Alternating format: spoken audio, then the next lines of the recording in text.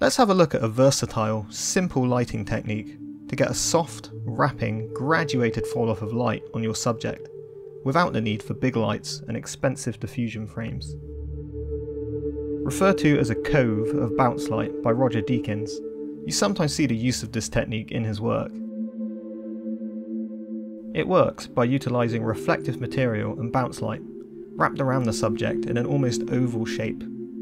This creates an extremely natural looking, graduated fall off of light across the face, and is versatile enough to be used as a key light for darker scenes and lighter ones.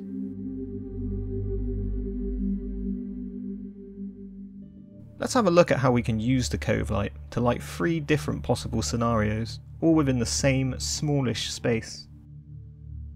Starting from scratch, we've placed a lamp in frame as a practical light. This will inform how the scene is lit. What we want to do is light our subject in a way that looks like he's being lit by this lamp. Since we're going to be using the Cove light technique for this, let's get that set up around our subject. We're going to use a Cove of unbleached muslin for all of our setups here, as it gives off a nice, soft, warm light and looks great on skin tones.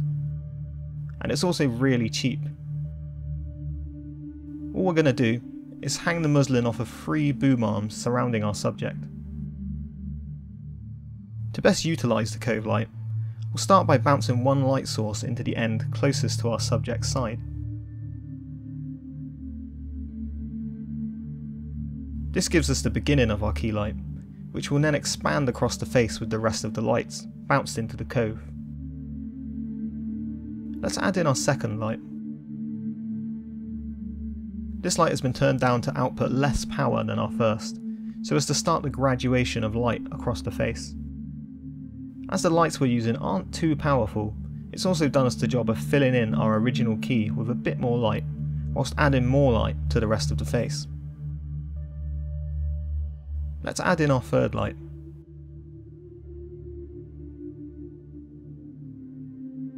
We've now got a really nice, graduated, wrapping light around our subject's face, and since the Cove only reaches as far as the camera, the light falls right off towards the side of the face, retaining the mood and atmosphere of the shot.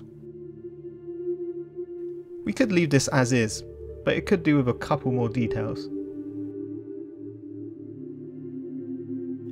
Here, we've added a light down below our lamp, with a reflector mount attached, to cast a rounded splash of light onto the wall, linking to the lamp, adding more interest to our background and dynamics to our image.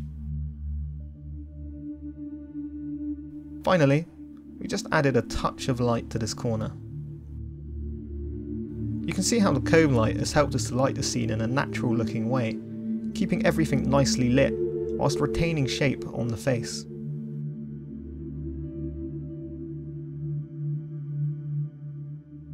Here's another lighting scenario.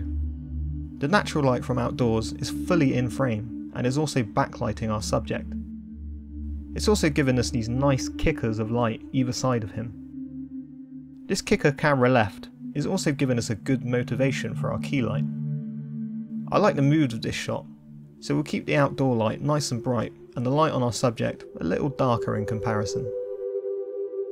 Let's set up the Cove light again and bounce our first light. This looks good, or no, maybe a little too dark and a bit mismatched with our bright natural light.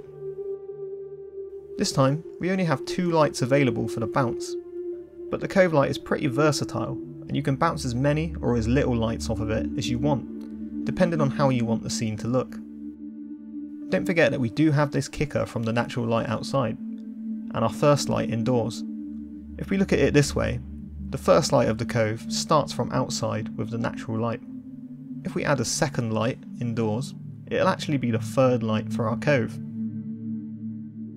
So let's add in our second, or third, light, and we'll try to cover as much of the rest of our Cove as we can, to fill in those shadows. This is looking great. You can see how we've conveyed that the bright sky is pushing this soft directional light into the room. There's a nice shape to the face, with our graduated, natural looking light keeping our lighting dynamic, whilst also utilising enough fill light to boost our shadows and not look mismatched with our bright windows.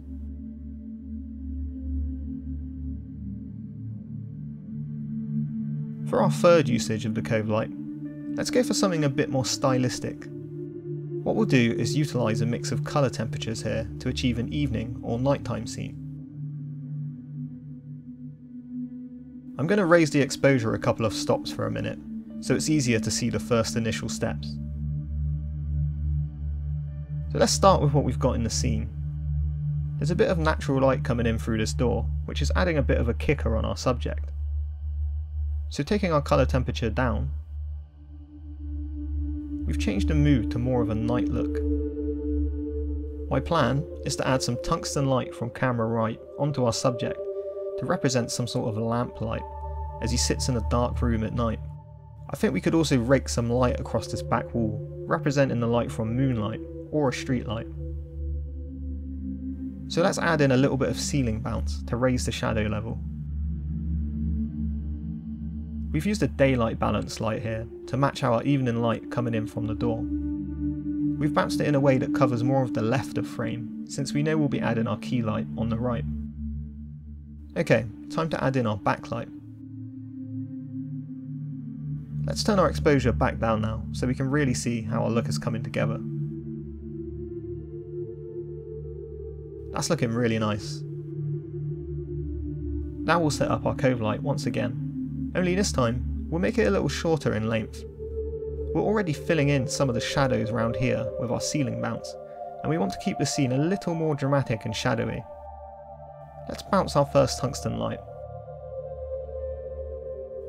We are getting some spill from our bounce onto our back wall, which is combined with the daylight balance light and push things towards green a little. One way to sort this issue out would be to add some negative fill to block the light bouncing onto the back wall.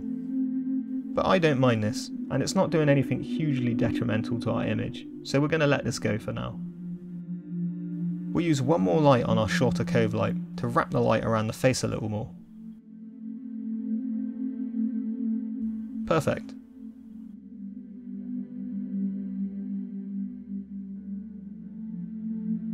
Using the Cove light technique is a great way to get a really nice, natural looking, wrapping light, and it's also pretty versatile in the ways in which you can use it. The best thing about it is that you don't need a huge light pushed through a massive piece of diffusion to get this sort of lighting. You can do this with cheaper lights in smaller spaces without expensive diffusion.